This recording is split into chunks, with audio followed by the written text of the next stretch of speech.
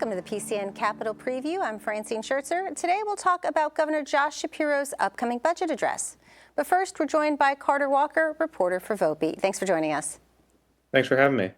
You wrote that the Pennsylvania Department of State still has not entered into a replacement contract to update the state's voter registration system over a year after the last contract was canceled. What problems have been associated with the voter registration system?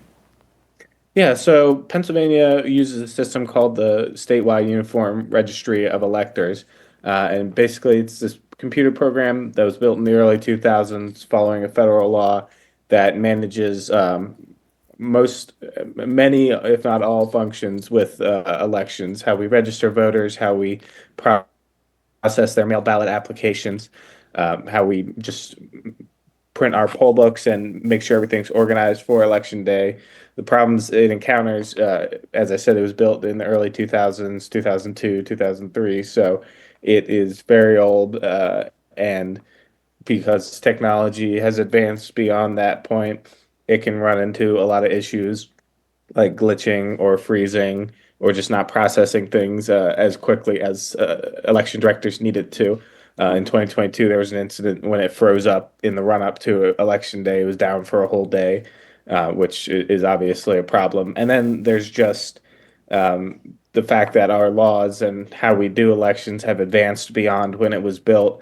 One election director was telling me recently about how the voter registration form, when you're entering it into the system, like there will be this piece of information and this piece of information and this piece on the form, but that might be in different places on the Sure system. So you kind of have to jump around and fill things in. And one of the particular problems is it was designed before a time that we were really using mail-in ballots, particularly over the counter. And the system isn't really designed for that. You can work around it to use it for that function, but it's not really efficient, and it can take a long time to process a person's mail ballot, which can lead to the delays for early in-person voting. Our workaround for that, since we don't really have it, we saw a lot of delays with that this past fall because the system's not built to do that. Can you talk a little bit more about some of the specific challenges that have faced county election officials as a result of the problems with the Sure system? Yeah, like I said, there was an incident in 2022 where the system, it crashed for a whole day.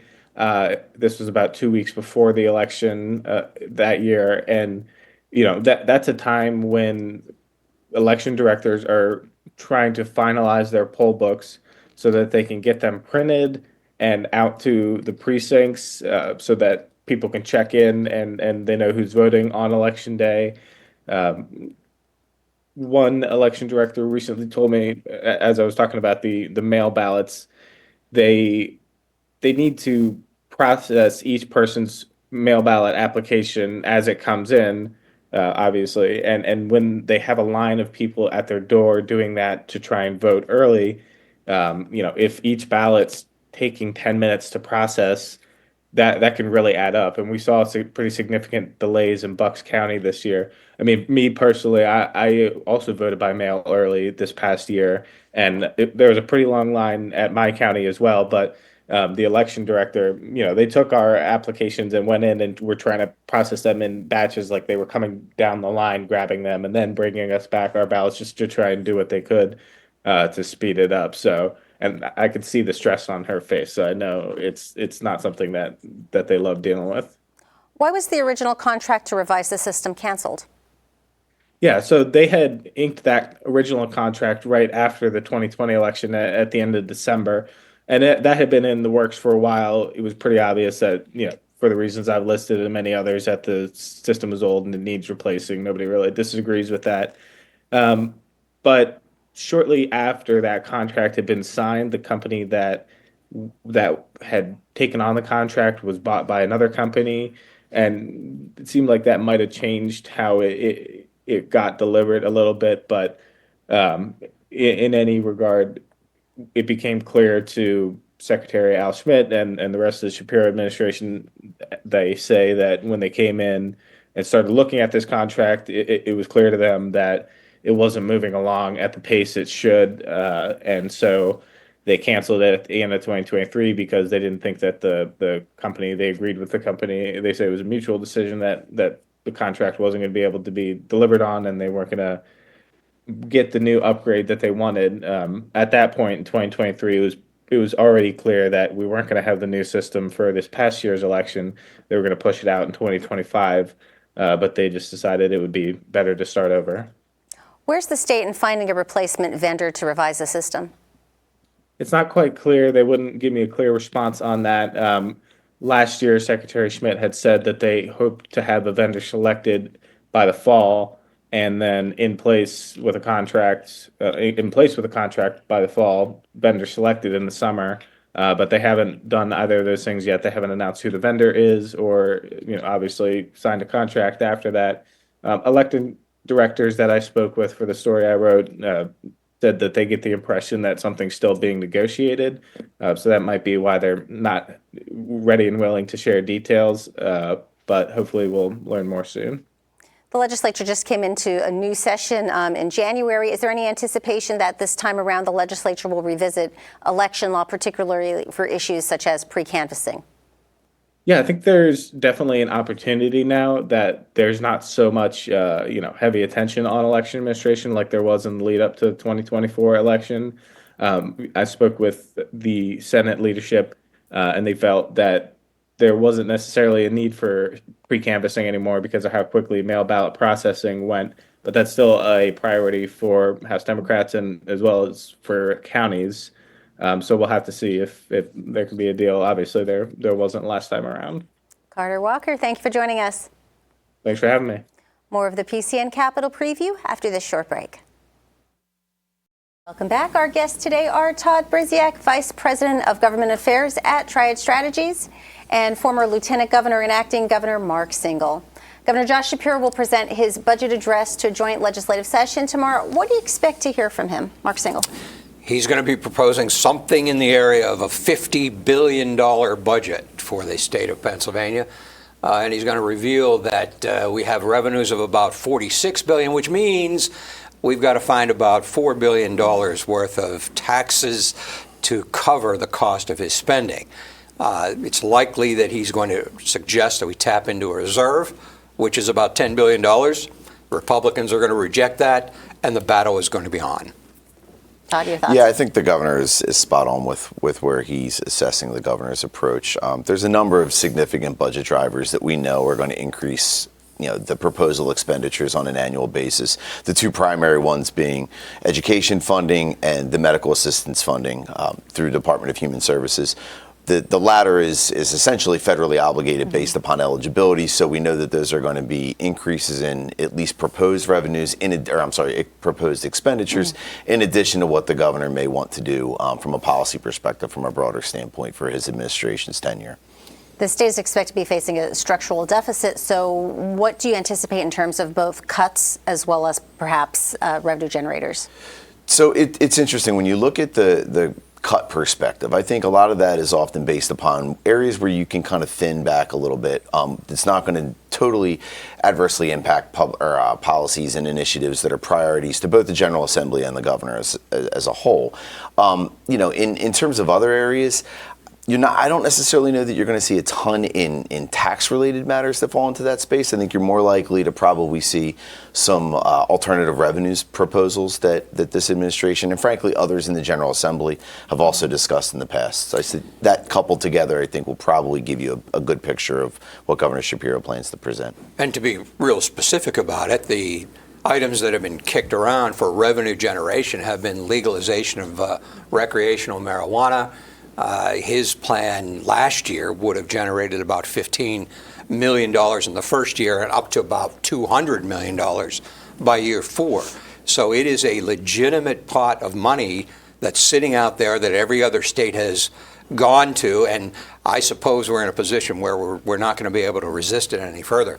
And we were talking a little bit earlier, another source that has been kicked around is a tax on skill games. Generating revenue by legalizing skill games in VFWs and pizzerias and things like that, and that would generate about $150 million.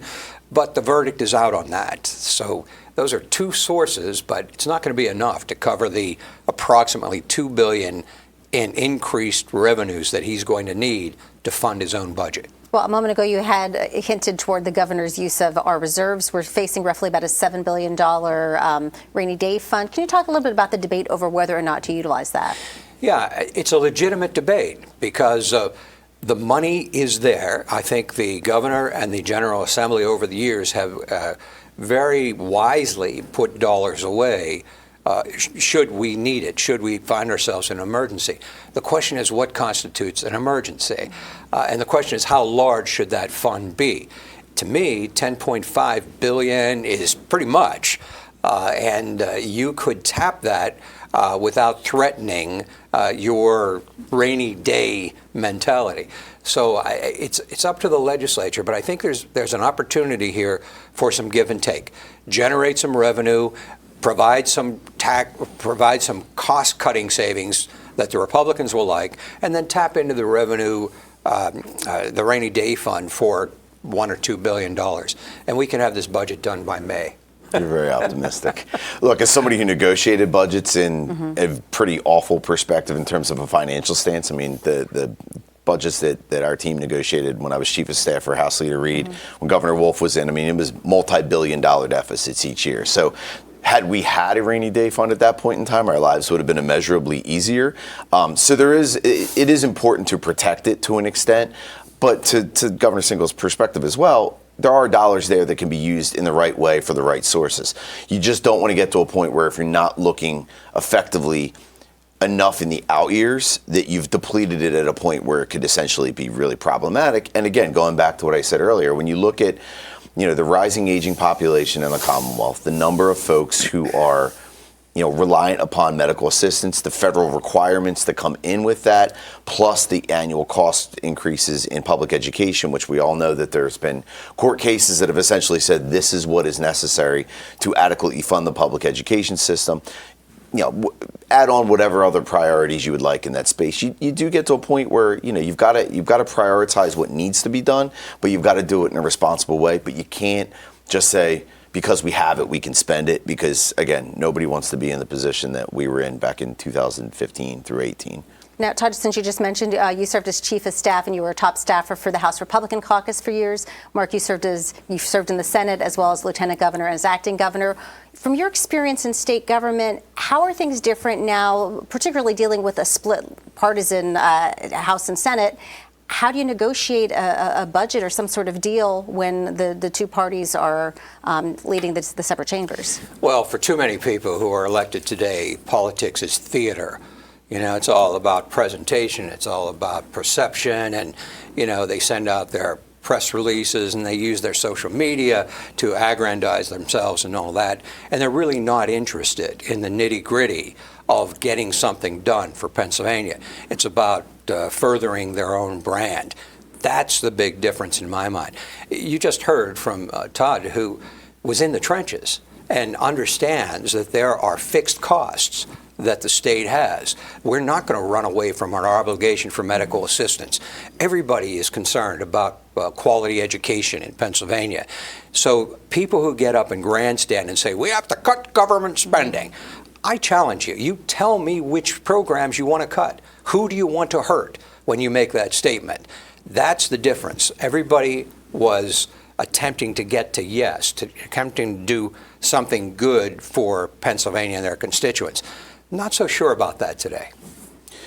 It's interesting, and this question comes up a lot, particularly given, I've been out 7 years now, I guess. So looking at the differences between now and when I was in the House, I think that they are there, but I don't know that they're as drastic as they were. That when you look back to, again, to when Governor Singel was in office, and go back to the early 2000s, Governor Rendell's tenure in that period. One of the things that I think has to be recognized is when you look at the number of members of the General Assembly, there's 253. You've got 50 in the Senate, 203 in the House. Pennsylvania is a very diverse state. And each of those communities are very diverse in and of themselves. I mean, in some instances, you have a Senate district where a senator may have completely different perspectives on a given issue based upon where they are in their district. So that's all got to be factored.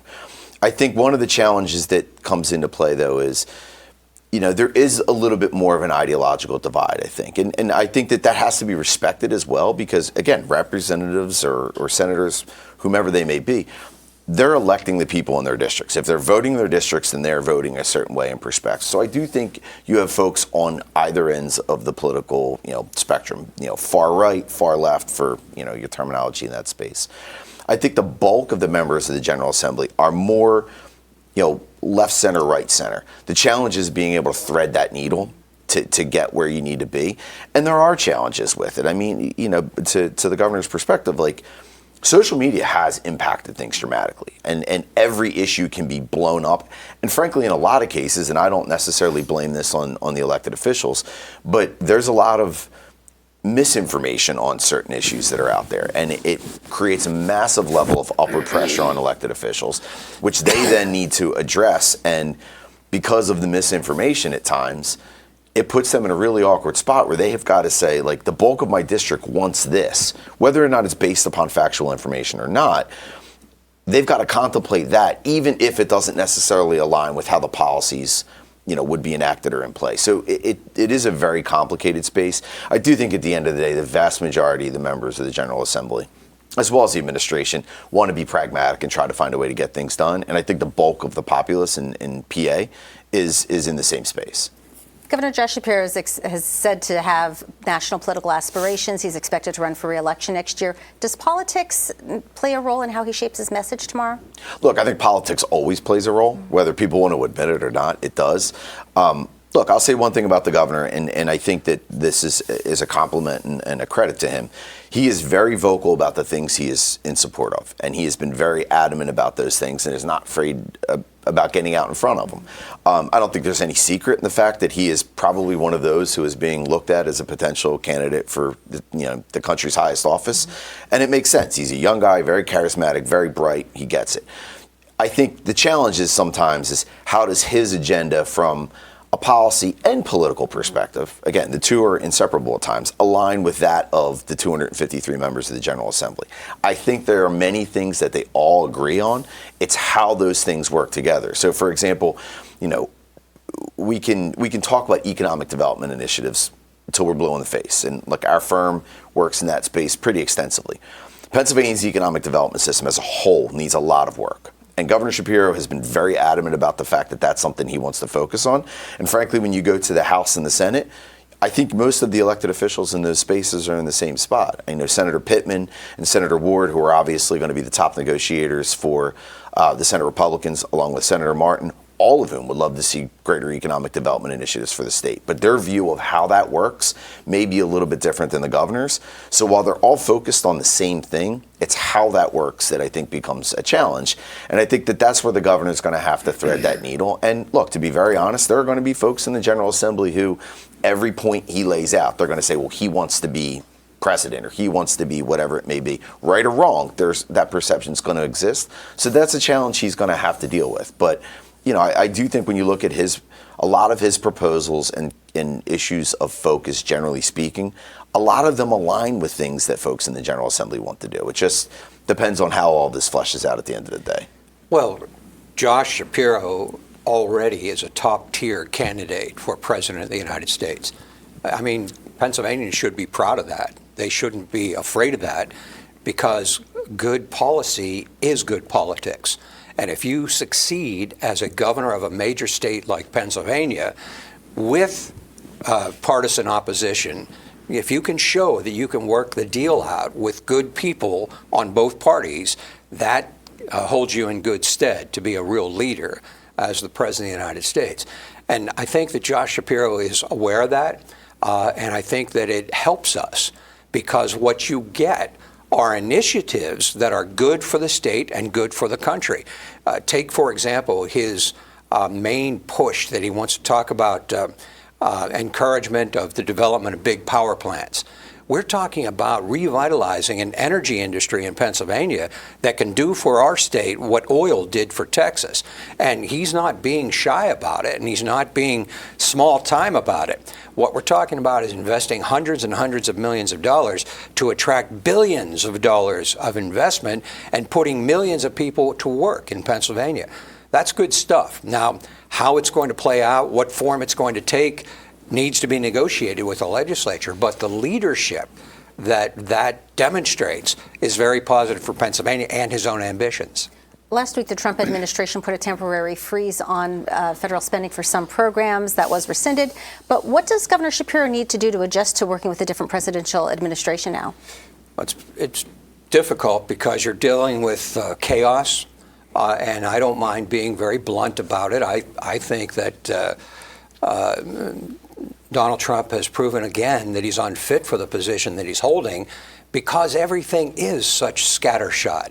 The whole notion of freezing spending programs, loan programs, and so on across the board caused billions of dollars of disruption, including in Pennsylvania. And the fact that it was so ill-conceived is demonstrated by the fact that he had to walk it back 3 days later. So that kind of policy making, the way the president of the United States is doing it, is dangerous. And a governor in a big state like Pennsylvania has to stand up to that and be the rational person. He has to be the adult in the room when that kind of stuff happens. The second case in point, tariffs. Are you kidding me? We're going to wage a trade war with 3 of our largest trading partners just because he wants to make a point about something? It's ridiculous. And I think that the Wall Street Journal called it the dumbest trade war in our history. That's going to impact Pennsylvania and Pennsylvanians as well. So when these kind of things happen at the federal level, I think that Josh Shapiro has an opportunity and an obligation to demonstrate that he's the adult in the room, is going to take a more rational position. So looking at the incoming administration, or I guess I'll say current administration now, it's always unique when you're changing a president or any executive office. Governor falls into that place as well, as would a mayoral candidate for any major city, right? The interesting thing about this one is typically when you have an administration change, you have training wheels on a little bit. Everybody's trying to get their sea legs. They're trying to figure out what needs to be done, how things are done. This is the anomaly where you had somebody who was president for 4 years, lost re-election, and then came back. They don't have that learning curve that a lot of other, incoming executives would. And I think that plays a really interesting role, both positive and negative. I think the good thing is you're not wondering, are his folks going to really know what they're doing? Look, some may, some may not, depending on, I'll let others make their assessment on that. But you don't have that quote unquote learning curve.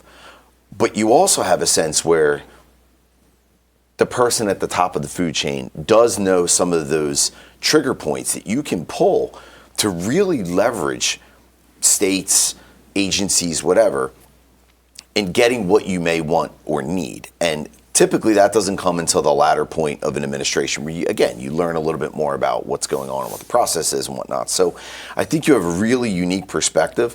Look, I will say this, and I was watching Governor Shapiro the other day with his press conference that he did out in Western PA on his new energy initiative. And somebody asked him a question about the Trump administration.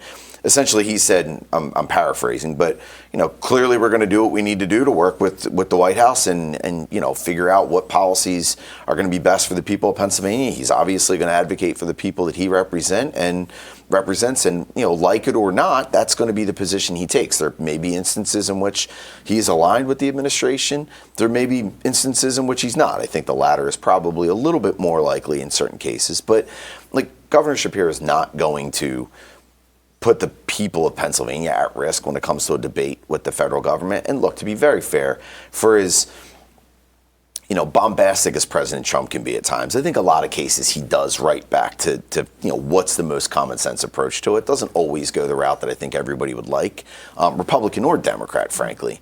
But at the end of the day, I think you're going to see people focus on what matters to the people that they represent, hopefully at least. We're going to continue our discussion in just a moment, but first let's give our guests a break while we look at what's coming up on PCN. Governor Josh Shapiro will announce his new state budget proposal tomorrow. We'll preview his plan with David Latour from Latour Communications and Mike Manzo from Triad Strategies.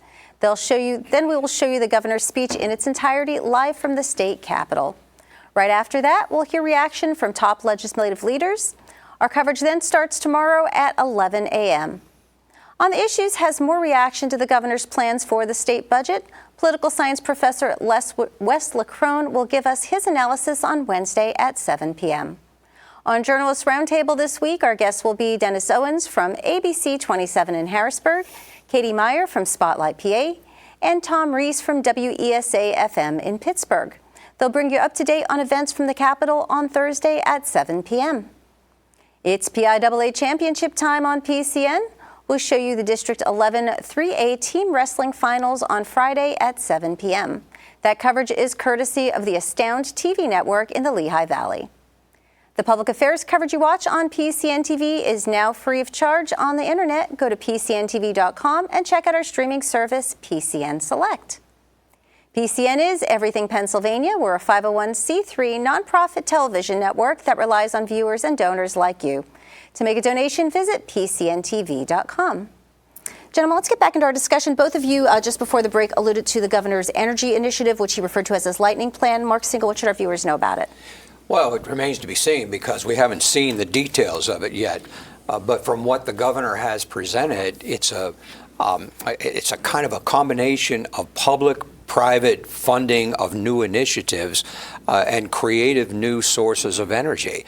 What I like about it is that it is encouraging the continuing development of our traditional resources like natural gas. Pennsylvania is blessed with a tremendous reserve of natural gas capability if we can get it to market. And I think that kind of effort has to be ongoing.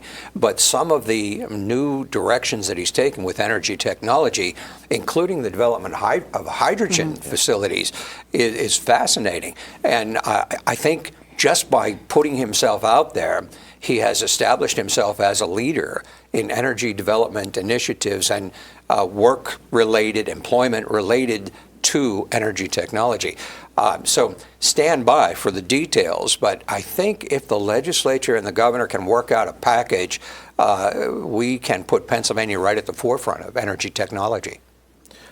Energy is always going to be a tier one public policy matter in PA. To Governor Singel's point, I mean, when you look at the growth of the natural gas industry over the past, I'll say 15 to 20 years, to be fair, it's probably, depending on what part of the state you're in, you may argue longer, but that's really been the crux of it.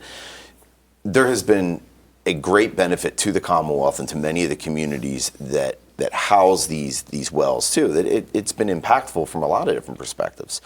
The challenge is always, how do you do it? And I know the governor has been pretty aggressively criticized for his approach on Reggie by a lot of the Republicans in the General Assembly. And for a variety of different reasons, again, right or wrong, depending on what your perspective and stance is. But that's always going to have a sense of question and debate. I think when you talk about carbon tax and, we'll go into natural gas and talk about a Marcellus Shale drilling tax, there's a host of different things that come into play that have to be considered when you get into energy policy. I think the one thing that's unique in this space, and this kind of alludes to what I talked about earlier with economic development, is you've got a lot of folks that are focused on this needs to be an area that PA has to kind of dig its teeth into and say, this is what we want to build upon. But the how is the issue. And again, to the governor's point, the devil's always going to be in the details. But you're historically going to have two issues with Republicans in the General Assembly. They're going to argue, number one, energy costs, as they should, particularly given the impact of what we've seen energy costs increase over the past couple of years. And two, how it impacts the development of that energy. One of the arguments for years was, let's just levy a severance tax, which I would contend we already have because we have an impact fee, but that's, again, semantics depending on who you talk to. But when you get into those types of conversations, the perspectives are very different depending on what side of the aisle you're talking, and frankly, not only what side of the aisle, what community you're in. So I think if the governor is going to make energy a priority, which he has, and frankly, I think is probably a beneficial perspective, he's going to have to also understand how that policy play may impact the areas in which a lot of this energy is generated, and that has always been a bit of the rub. But look, to his credit and to the credit of the members of the General Assembly, I do think their big picture goal for PA is pretty well aligned. It's just how do you get there, and how do you get around some of these more contentious issues? And again, Reggie was a huge problem. I mean, it was I don't know that there has been an issue in recent years that's had a more contentious divide. And and the governor also needs to contemplate when you're doing energy development, how does that work with the folks that are helping put it into play. You've got to have the building trades on board. They have to be part of this conversation because they play such an integral role in Pennsylvania's economy and development of this system. Since you brought up the issue of a carbon tax, a piece of the governor's platform on this initiative referred to, believe as the PACER program from last year.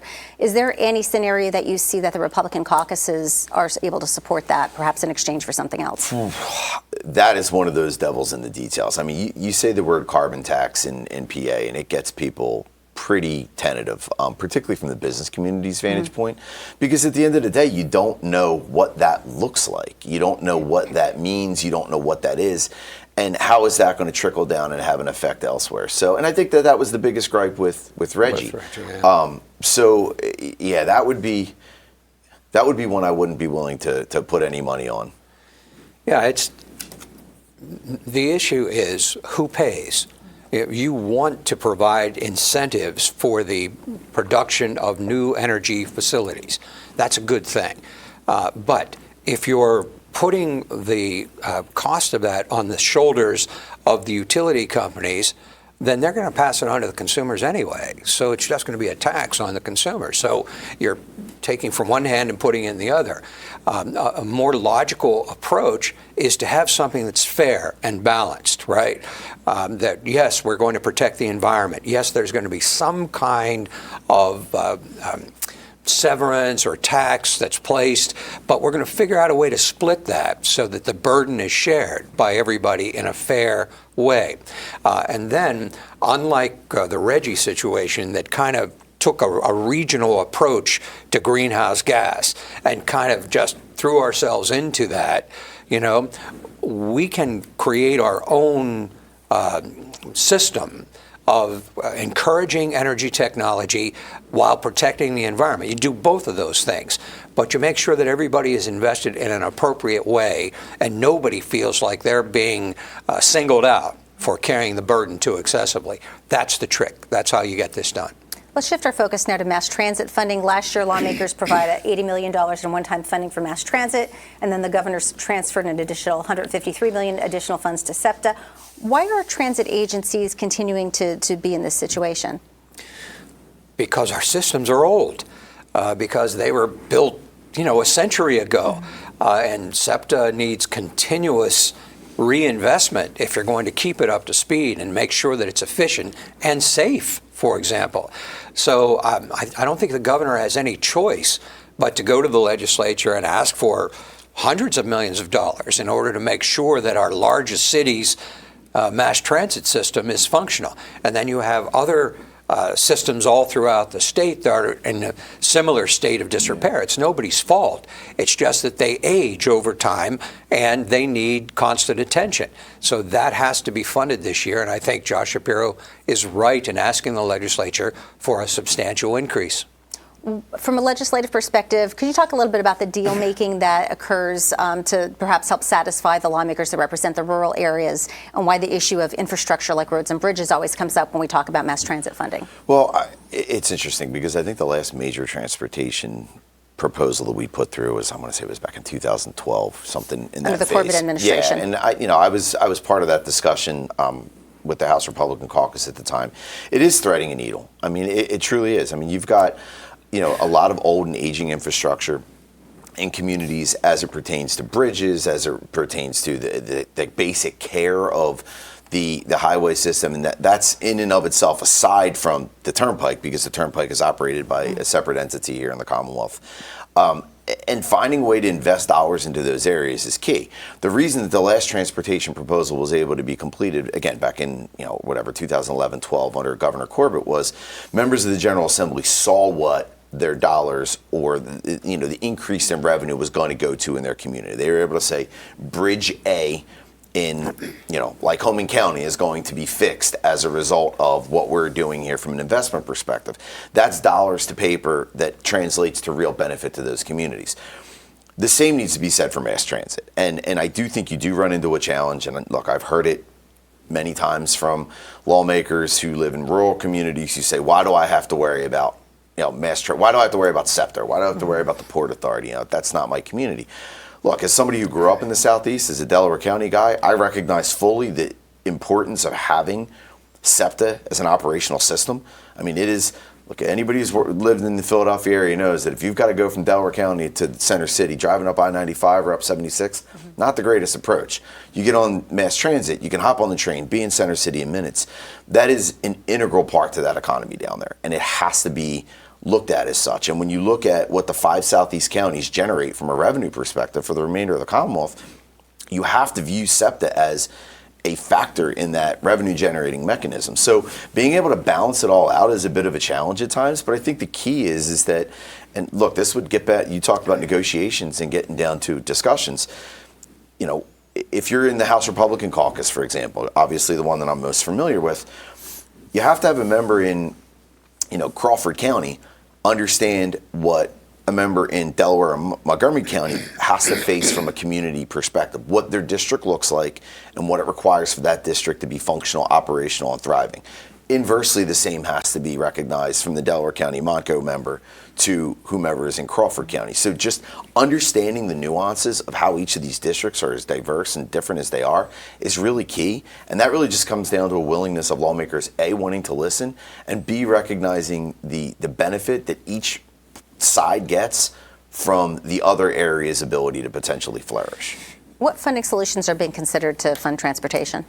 Well, I was about to say that you can get that kind of harmony. You can get that representative from Crawford County agreeing to fund SEPTA, you know, somebody from Delaware County's baby, if there's some kind of an incentive. And the incentive is highway, bridges, infrastructure in the rural parts of Pennsylvania.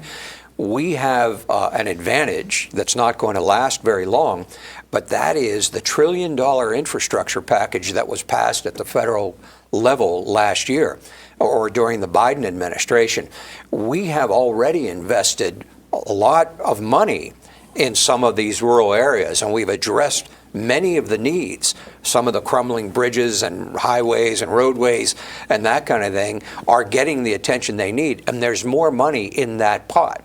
So if you take that pot, combine it with state funding, combine it with votes from the Philadelphia folks, you know, to secure enough votes for their SEPTA needs, we're in a good position to really move forward with all kinds of transportation funding this year.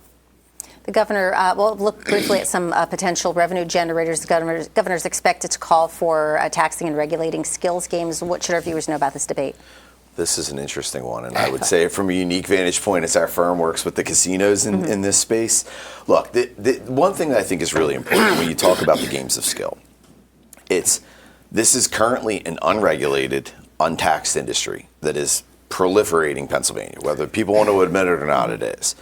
Is there a benefit? Depending on who you ask, you're going to hear one side or the other.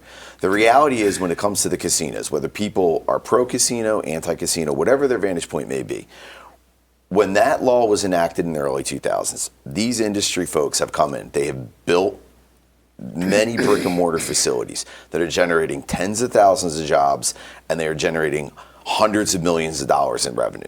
That's just directly for the general fund. That doesn't even account for the property tax money. That doesn't account for the economic development money. I believe, in fact, I think I wrote this down, that PA is like $3 billion in total impact because of the gaming industry. That has to be considered. And there's got to be some semblance of parity if games of skill are going to be taxed and regulated. And you can't have one party who has invested all of this money into Pennsylvania, created thousands of jobs, had a massive impact on their communities, be cast aside and say, okay, we're going to let this third party come in and be looked upon at a different level. How that is addressed, I think, again, devil is in the details. But if we're going to look at that as a revenue source, there's got to be a consideration to the folks that have been supporting this state for almost 20 years now. So I guess the proposal is to legalize and then tax the skill games operators and so on.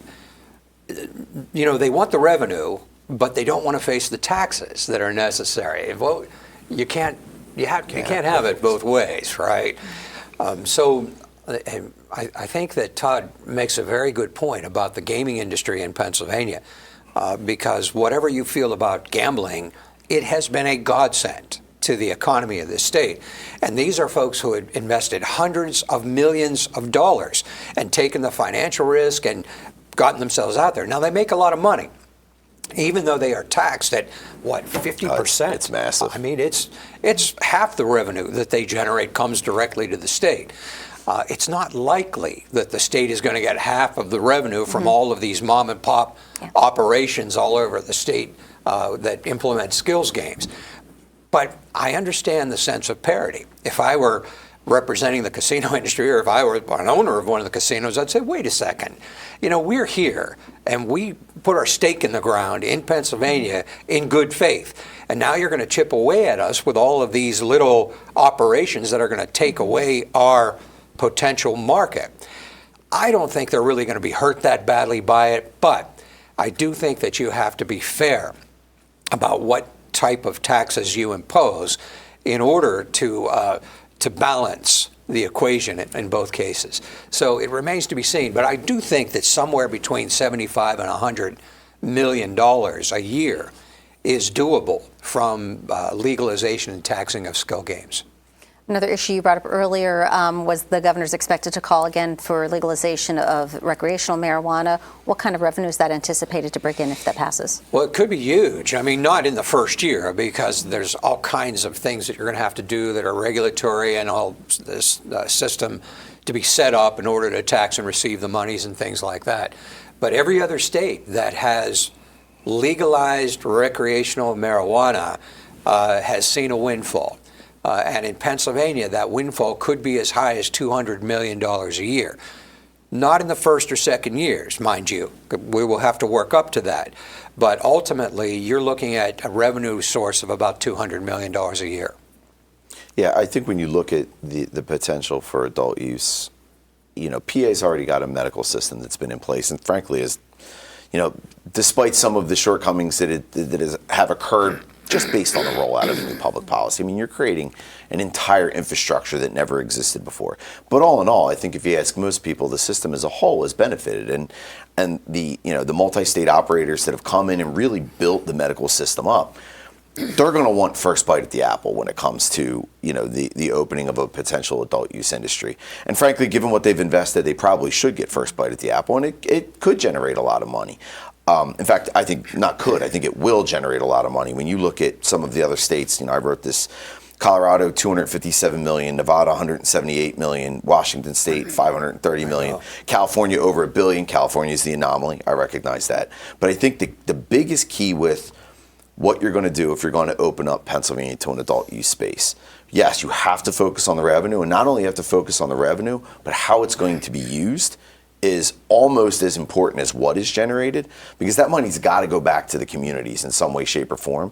But the other nuance to that is, and I think this is the biggest challenge with it, is what other policies come into play that allow the adult use program to essentially evolve. Number one, and this has occurred, you know, throughout the state, there is no opportunity for small businesses to get involved in the marijuana space in Pennsylvania. There's zero.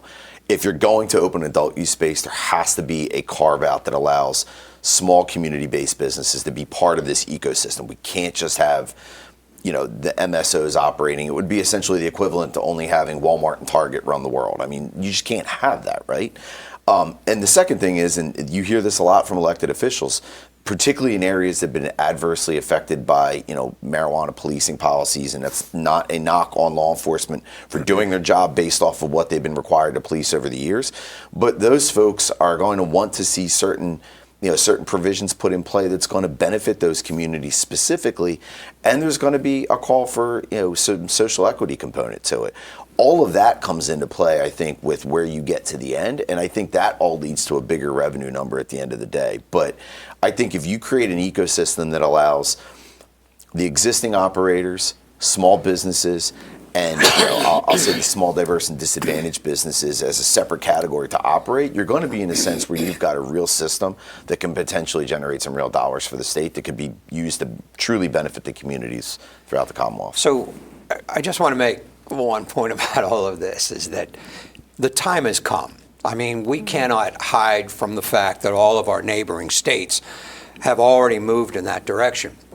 But I noticed that the Republican caucus in the Senate in particular is still leery of this and is not quite on board. And I must say that there is a point to be made here.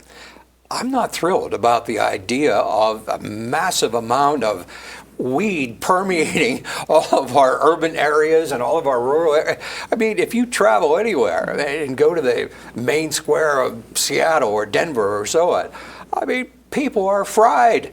And I'm wondering what kind of impact that would have on our efficiencies and economy and functioning as a society and all that kind of thing. So I hate to sound so old school about this, but I'm leery about legalization of recreational marijuana because of its impact on all of us as a society. We need the money, I get it, but we've got to figure out how to contain it in a way that it doesn't hurt our true bottom line and the fabric of society. We only have about a minute or two left, so I'm just going to do a quick lightning round on education. Last year, lawmakers agreed to over $1 billion additional funding toward public education. Can we sustain that type of increase again this year? It's not going to be $1 billion, but it'll be maybe half of that. I think they're going to have to agree to fund some new directions, and the Republicans are going to insist on some kind of voucher school choice program that Shapiro more or less committed to last year. So it's going to be substantial, but not $1 billion. Education funding is always a top debate. Every budget, there's one thing you can guarantee, it's that that's going to be discussed. It'll be, how is the basic education funding formula? How are those dollars driven out to the communities? What communities benefit? How much of that money goes through it? You know, and again, to the governor's point, is there going to be some sort of a school choice option? Do you lean more on an EITC component? Do you do more of a voucher perspective? There are a few certainties in budgets. Mm-hmm. That is one of them. There's a certainty every year. Our guests have been Todd Brysiak, Vice President of Government Affairs at Triad Strategies, and former Pennsylvania Lieutenant Governor and Acting Governor Mark Singel. Thank you both for your time.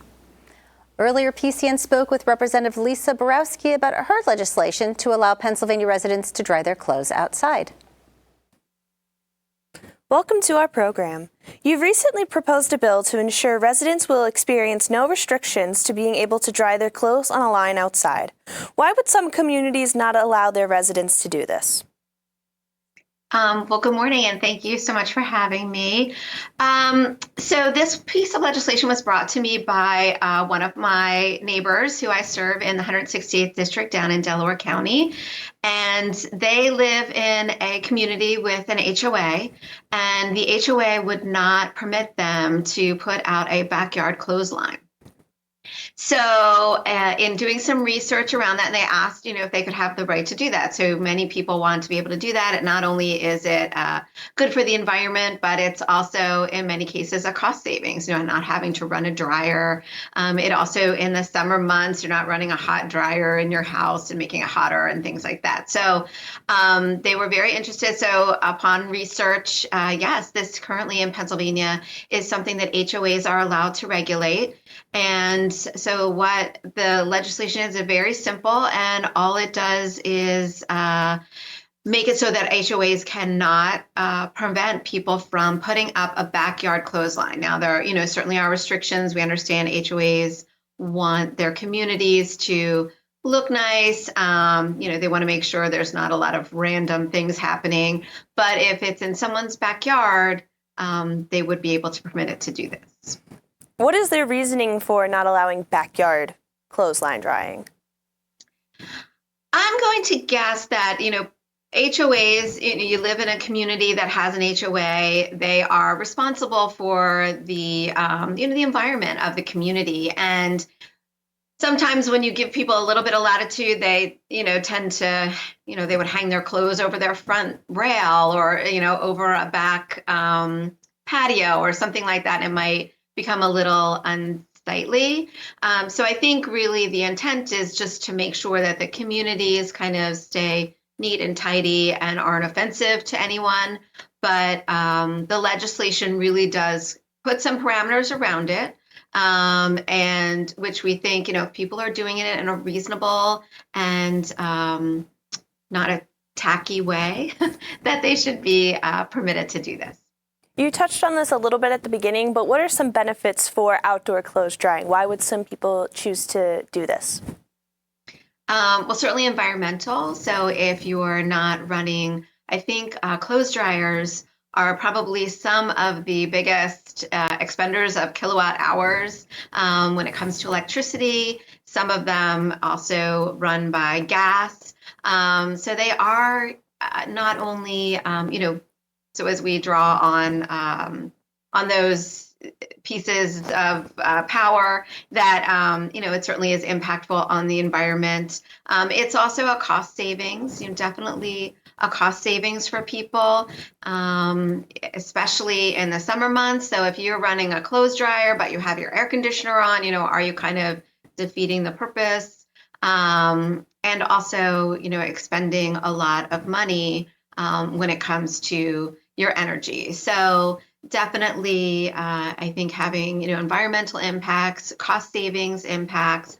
I've heard from many groups that represent our seniors, and this is an option that many seniors would like to be able to have. And many seniors now have moved and live in areas where there are HOAs that are overseeing their communities. So it's just another option for people, as long, again, as it is not something unsightly or tacky, or, we don't want to, kind of ruin the ambiance of a community, but, certainly giving the people the right to do that in a, in a nice way in their own backyards is certainly a good way to go.